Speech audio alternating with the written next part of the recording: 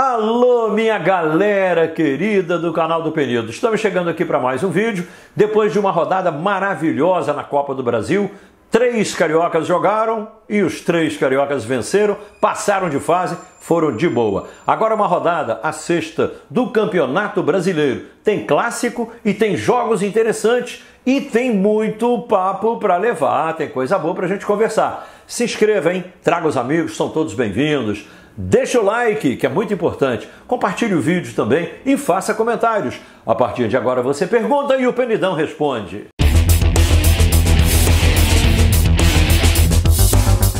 Mário Faustino me pergunta: Penidão, se o Fla perder para o Santos, cai o Domi?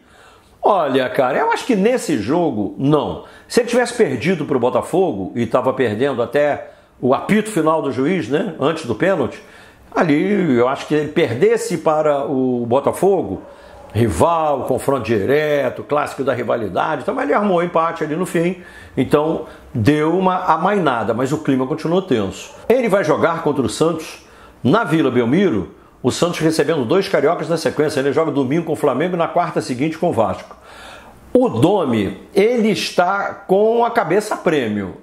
Para a torcida do Flamengo, ele foi posto na rifa e todos os números foram vendidos, porque a torcida se saturou naturalmente. Mas a diretoria, ela dá a ele uma sobrevida, até porque o que o Flamengo fez para contratar o treinador, a pesquisa, a peneira, a filtragem, né, os métodos adotados, a viagem para a Europa, e articula daqui, pensa dali, conversa com o técnico, ouve entrevista, enfim. O Flamengo não pode também descartar o cara assim sem mais nem menos. A multa dele é estratosférica, o Flamengo não vai pagar a multa de rescisão, de jeito nenhum, é muito dinheiro. Então a situação fica embaraçosa. Agora, se ele perder para o Santos, eu não tenho nenhuma dúvida, mas nenhuma dúvida, que a torcida do Flamengo vai ter uma reação explosiva. Só espero que não haja agressão física, porque o Flamengo, em caso de derrota, tem uma chance enorme de voltar para a zona de rebaixamento.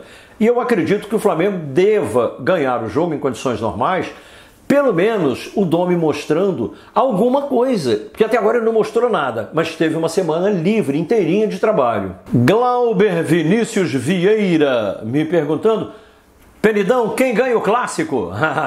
Não sei, eu sei que eu vou narrar o jogo. Vasco e Fluminense, bola rolando neste sábado às 19 horas no Maracanã, com transmissão pela Rádio Globo CBN e aqui no canal do Penido no YouTube. Eu te digo o seguinte, cara, é um jogaço. Eu prevejo uma partida sensacional. E é um jogão, e a gente não vê, há quanto tempo a gente não vê os times do Rio com uma classificação tão boa.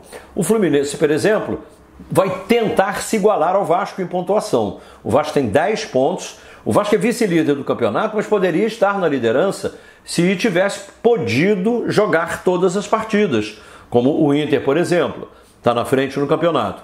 Mas o Vasco só pôde jogar a partir da segunda rodada, porque na estreia contra o Palmeiras, pelo problema que a gente sabe da estreia do ser adiada em função da final do Campeonato Paulista, o Vasco tem um jogo a menos.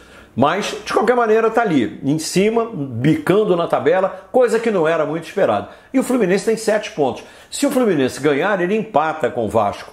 O Fluminense tem o Nenê voando no meio de semana, estraçalhou, arrebentou, pegou o Figueirense, e o Nenê com 3 gols, Creu de novo, Nenê numa fase esplendorosa, jogando contra o seu ex-time, que é o Vasco.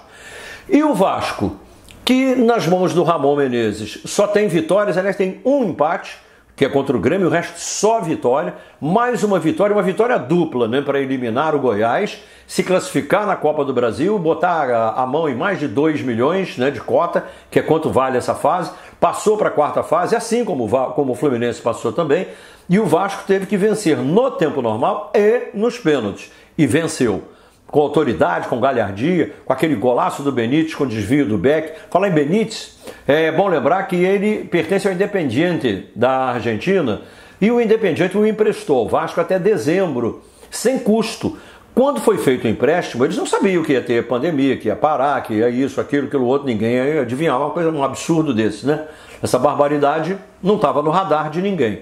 Está jogando muito. Virou um problema agora. O Vasco tem que conseguir uma solução para o Independiente, diz que não quer emprestar mais. E o campeonato vai até 24 de fevereiro. O empréstimo é até dezembro. Então o Vasco vai ter que desfazer esse feitiço aí, porque ele hoje é um jogador muito importante para o time. Então vamos acompanhar esse jogão, porque Vasco e Fluminense, olha, é um clássico que promete. Manuela Fernandes me perguntando: Penidão, sonhar com taças para o Botafogo é exagero? Olha, Manuela, eu vou te falar numa boa. Com o jeitinho que o Autuori está dando no time do Botafogo, eu não acredito que ele vá disputar o título de campeão brasileiro. Na Copa do Brasil, no mata-mata, as chances, tanto do Botafogo, do Vasco, do Fluminense, elas crescem enormemente. O Vasco teve uma subida estupenda, o próprio Fluminense, né? E o Botafogo jogando muito. Não no jogo passado da Copa do Brasil, porque não precisava. Ele já tinha feito o placar em casa e estava confortável demais, meteu 1-0 e largou o jogo para lá, a verdade é essa. E acabou até ganhando o jogo, mas ganhou assim, sem fazer muito esforço, chupando pirulito. Enquanto o tempo passava, que o Botafogo estava jogando contra o relógio, não contra o Paraná, porque ele tinha vaga como certa. Agora, no campeonato brasileiro, o Botafogo sonhar com taça, acho muito difícil. Mas na Copa do Brasil, por que não? E agora tem o Calu para fazer gol. Aliás, o Calu está liberado, inscrito, regularizado, documentado. Então ele tem tudo, depende apenas do Paulo Autuori colocá-lo em campo. Deve colocar, evidente, para a partida contra o Internacional. E aí o Botafogo pode começar a alimentar um sonho que parecia muito distante há pouco tempo, que é exatamente, ele tem 6 pontos. Se ele ganhar do Inter, o jogo seguinte também é em casa contra o Coritiba, que vai muito mal no campeonato, tem um time bem fraco, considerado perto do Botafogo, é bastante inferior, não significa vitória automática, mas o jogo é em casa, no Rio, Botafogo jogando no Nilton esses 2 jogos. Neste sábado, 5 da tarde contra o Inter e na sequência contra o Coritiba. Se o Botafogo fizer esses 6 pontos, com os que ele já tem, que são 6 também, ele vai a 12, pode entrar no G4, por exemplo, e pode brigar. Agora, eu acho mais fácil pensar em taça pelo caminho que é, pela circunstância e pelo regulamento da competição, o modo de disputa na Copa do Brasil. Ana Clara Fontoura me perguntando: Penidão, Guga continua nos planos do Flamengo? Continua sim. O Flamengo fez um trabalho brilhante. Aliás, ele fez a mesmíssima coisa quando foi contratar o Bruno Henrique. Chegou, fez a oferta, era um negócio que interessava e tal. Por quê? Porque o Flamengo está trazendo o Isla, que é um jogador já veterano, e o Guga é bem jovem, né? O menino acabou de fazer 20, 21 anos, então é um jogador interessantíssimo para o Flamengo, porque o Isla, já com a idade que tem, ele vai dividir algumas partidas. E outra coisa do Isla, ele vai ser convocado, ele é titular absoluto da seleção do Chile, vai começar as eliminatórias, é jogo pra caramba, então ele vai servir a seleção do Chile e vai desfocar o Flamengo.